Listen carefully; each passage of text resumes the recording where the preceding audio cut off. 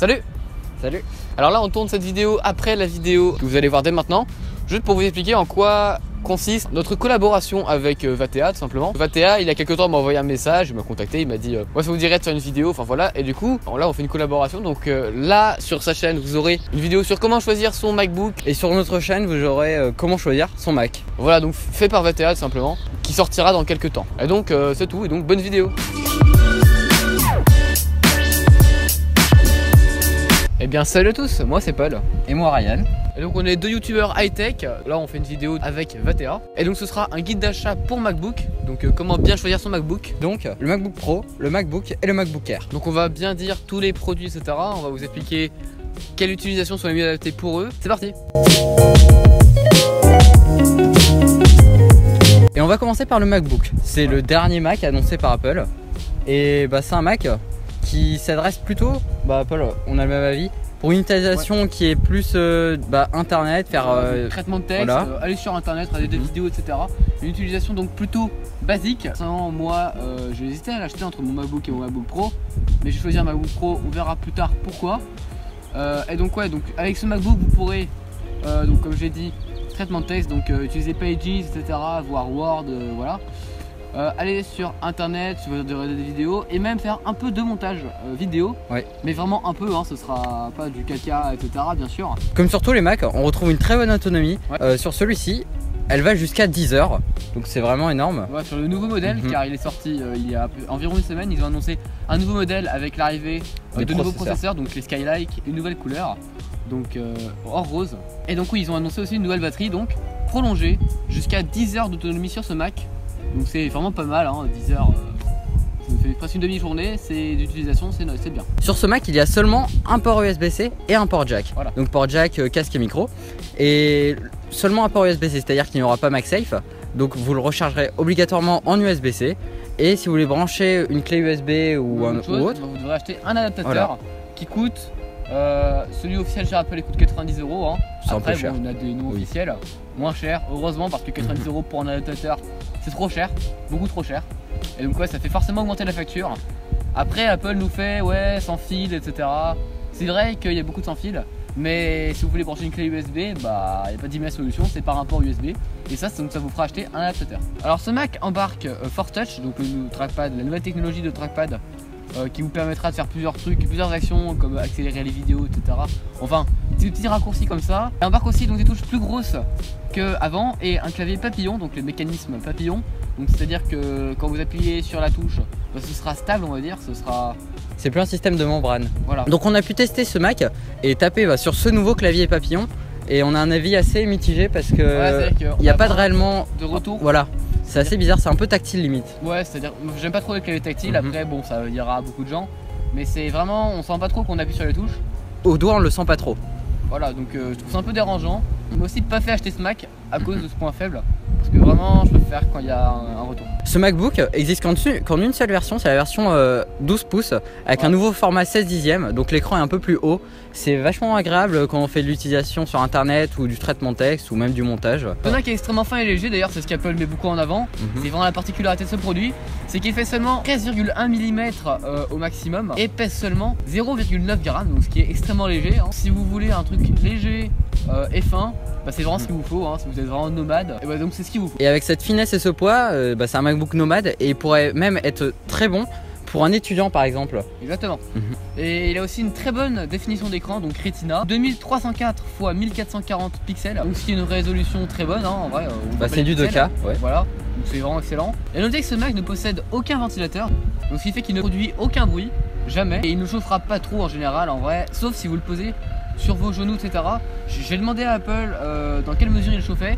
On m'a dit que tant qu'il était posé sur une table ou sur une surface plane, il ne chauffait pas, mais quand il était posé sur vos genoux etc. Là il chaufferait. C'est un point faible et un point fort à la fois, voilà. Mais donc d'un côté de ne faire aucun bruit 100% du temps, c'est bien. À l'avant, sur l'écran à l'avant, il y a la caméra FaceTime qui est en 480p. Exactement, donc ce n'est même pas HD, ça c'est un gros point faible. Après bon, vos appels Skype et FaceTime en général c'est rarement de la Full HD, mais quand même 480p ça fait vraiment faible. C'est dommage, surtout pour ce prix, car il coûte 1449 € le plus bas prix, donc c'est quand même très élevé pour ce qu'il peut faire. Et bien à titre de comparaison, c'est même le même prix que pour le MacBook Pro. Exactement, donc c'est quand même très élevé. Après, si vous vraiment faites une utilisation plutôt basique et que vous aimez voyager et même aller dans un endroit avec quelque chose d'extrêmement léger et fin, bah, c'est vraiment ça qu'il vous faudra. Par contre, si vous voulez faire des plus grosses tâches, etc., là, il faudra opter plutôt pour un MacBook Air ou un MacBook Pro. On va vous parler des deux dès maintenant. Donc on va passer au MacBook Pro. C'est un MacBook qui s'adresse vraiment aux personnes qui veulent énormément de puissance parce que c'est le MacBook le plus puissant. Il est vraiment très bon dans des grosses tâches, par exemple faire du montage vidéo et photo, par exemple en 4K.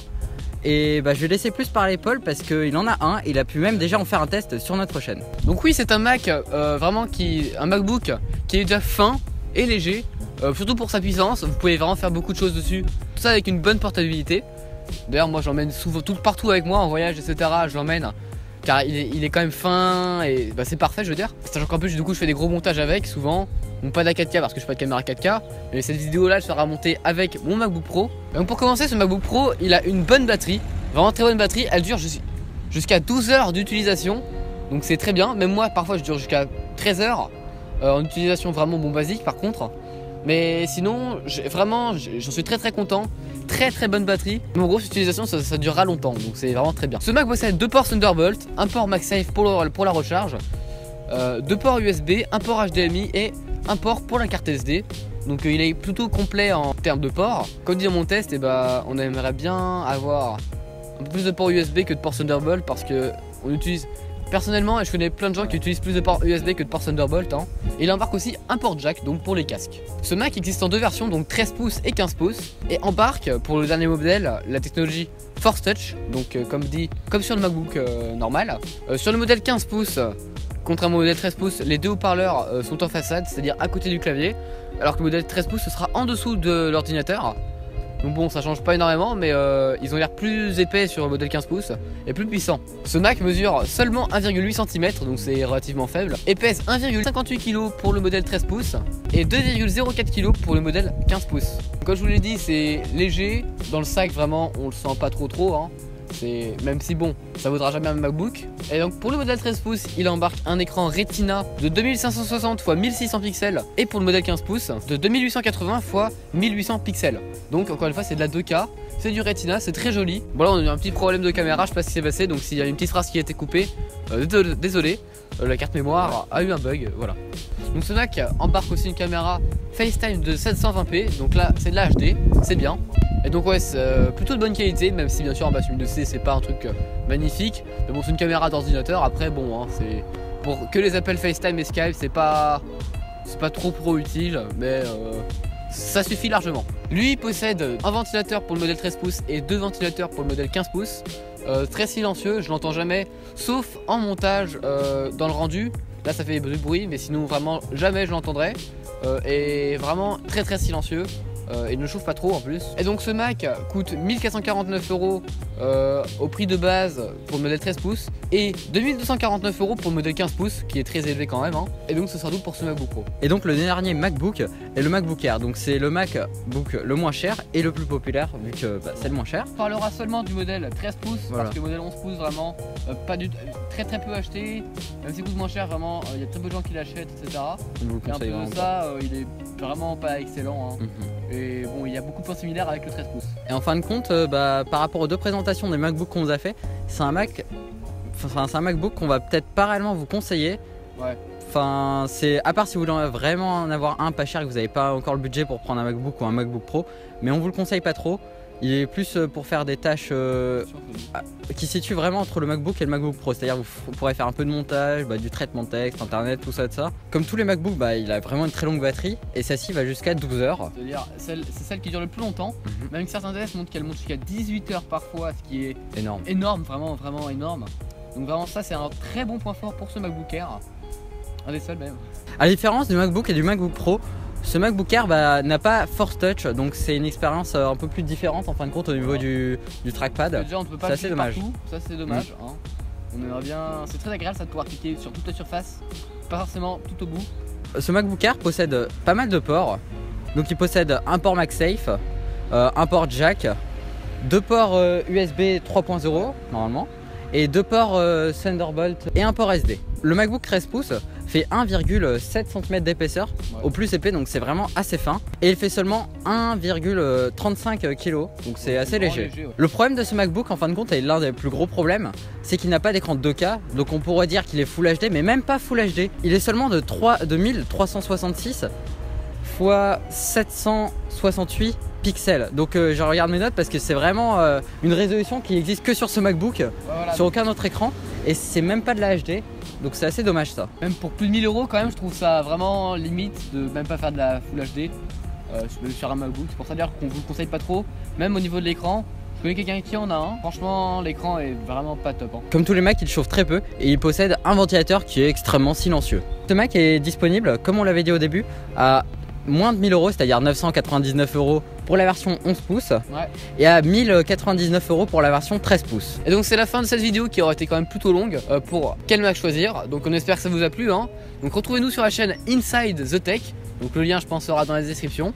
Et sur cette chaîne, eh bien, comme on l'a dit au début, on fait des vidéos high-tech qui sont uploadées tous les mercredis à 15 h. Et donc ouais, on vous donne nos avis, des tests, des prises en main quand on peut en faire, etc. Vraiment. Donc n'oubliez pas de mettre un pouce bleu, de commenter si vous avez des questions, on vous y répondra. Et bien sûr, n'oubliez pas, informez-vous. Soyez insider.